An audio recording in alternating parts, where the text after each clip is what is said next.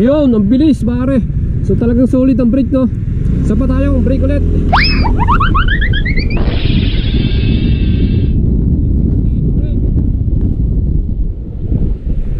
Wow! Yun, oh. Solid, di ba? So yun sa the best para sa mga merong ABS.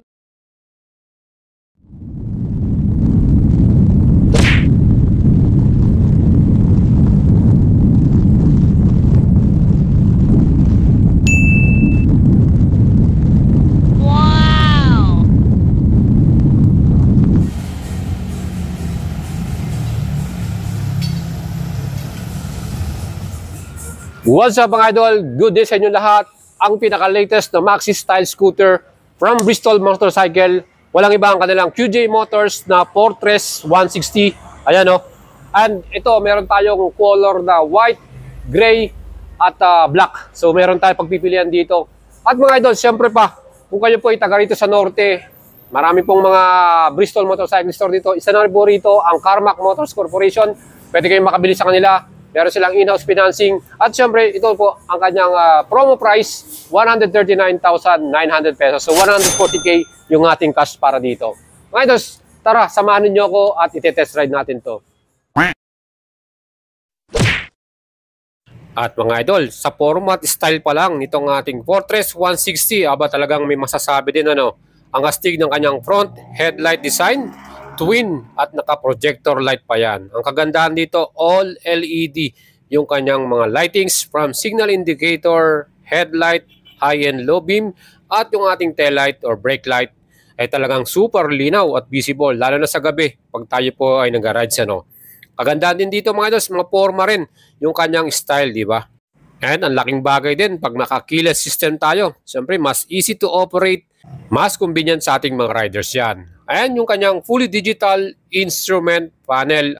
Ito, ang daming tech features na kasama rin dito. Kaya talagang sulit itong ating Maxi Scoot na to. So yun mga idol, itong ating bagong Fortress 160. Kagandahan dito, ang laki nung kanyang windscreen ano. Ayan oh. And kita mo talaga mukhang matibay at makapal siya no. Pero yun nga lang, hindi nga siya manually adjustable. So nakapix lang siya mga idol. At syempre yung ating handlebar naked type. Talagang sporty ang datingan ano. At kita naman po ninyo, relax yung ating riding position dito. Well, yung ating lever, lahat din po siya ay naka-adjustable. O diba? From left and right side, yan, no? Adjustable. Pwede nating pasigipan, yan, palambutin, patigasin, depende sa preference mo. At ang kagandahan din dito, yung mga lights, yung mga switches natin, meron niyang backlit, ano. So mamaya, ito, i-on na natin. Ayan. So makita nyo yung ating pinaka-animation. Wow! O diba? Yan po ay fully digital. Sa makikita nyo sa ating information dito, meron din tayo ditong tire pressure monitoring. Ayan o, nandito sa gilid. Yung ating fuel gauge, yung temperature, and syempre yung ating pinaka riding modes. So meron tayong P1. Ayan, nakita nyo, P1. Ayan, magiging P0. So pag naka P1 ka mga idol, yan, P1, mas malakas yung ano mo, arangkada mo rito. So yan po yung ating kagandahan dito. No? And meron tayong hazard lights. Yan, yung signal indicators natin, yung ating engine at ABS indicator dito. So meron tayong dito yung voltage meter din, yung ating clock at yung ating temperature plus yung ating fuel consumption. Ayan, di ba? So solid na solid, ang daming information. Meron ditong phone mirroring, so pwede tayong manood ng ating YouTube at meron din tayong navigation dito. Ayan po mga idols, ang ating bagong Fortress 160. At para naman sa dimension, ang wheelbase na sukat nito ay 1,335mm mga idol. So kung titignan nyo siya, talagang mukha siyang malaki, no? At okay din yung kanyang ground clearance na may sukat naman na 140mm mga idol. Plus pagdating naman sa kanyang power to weight ratio, ang kanyang total na weight kasama ng gas at oil, 132 kilograms. So makakatulong din yan kung medyo may kagaanan din yung ating scooter na to. And mapapansin mo rin yung design ng kanyang wheels mga idol. Alloy cast wheel yan, multi-spoke ano, 10 spoke yan, nakikita natin dyan. At syempre, okay din yung pormahan. Mga idols, pagdating naman sa kanyang tire na ginamit, yan po ay tubeless 110/80 by 14 inch yung kanyang front. At sa likod naman, ang sukat niyan ay 130/70 by 13 inch. Tubeless din yan. So parehong tubeless tong ating gulong harap at likuran mga idol. At ang brand ng tire na ginamit para dito sa Fortress 160 ay CST tire. Usually yan po yung ginagamit pag basta QJ Motors na brand ano. At mga idol, para naman sa ating stopping power, yung front brake nito, no, wavy disc yung kanyang pinaka-design, 2-piston caliper nilagay nila dyan, QJ Motors caliper. Ayan, equip ito ng ABS or anti-lock braking system. Same sa ating likuran, wavy disc din with 1-piston caliper at equip din ng anti-lock braking system. Dahil dyan, talagang super solid. At nakita naman yung sa ating try, di ba? Yung ating test ride mismo. Plus, meron din tayong safety features na TCS or traction control system. Kaya talagang panalo itong ating Maxi Scoot na to. At pagdating naman sa ating pinaka-chassis, front suspension, yan po yung naka-conventional telescopic forks. And in our actual test unit ito, na-feel natin yung ganda ng bounce niya, no? Hindi siya matagtag. Ayan, sa rear suspension naman, naka-dual shock absorber to. Heavy duty yan. Kahit meron kang passenger, mga idol, ay mag-enjoy ka dyan. Actually, malakas din ang performance ng makina niyan dahil meron tong total displacement, 156.9cc, single cylinder, single overhead camshaft. Liquid cooling na to, kaya talagang panalo, no? Electronic fuel injection na rin, matipid sa gas, 4 valves, malakas ang hatak natin, at CVT transmission. Mga idols, max power nito 15.8 HP at 8,500 RPM at maximum torque 14.7 Nm at 6,500 RPM.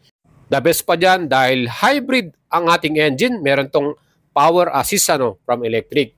At sa ating pinaka-actual na average top speed nating nakuha dito, 109 km per hour. Piniga na natin yan, sinagad na natin. Maybe pwedeng magbago yan, depende sa bigat ng rider dyan. At mga idol, siyempre, yung ating compartment, talaga naman po, ang laki din ng kanyang pinaka-capacity. Pwede nating ilagay yung ating mga belongings dyan, kahit half-face helmet kasa dyan. At meron din tayo makukuhang mga tools at manual para sa operation nito. Mga idols, ito pong ating upuan, pwede nating itaas. So meron na siyang stopper dyan. So maganda rin yung ganun para panggalagay tayo ng gamit. At syempre ang ating seat height, ang sukat ito 755mm. Kita naman po ninyo, convenient at komportable tayo nakaupo dito. The best, di ba mga idol?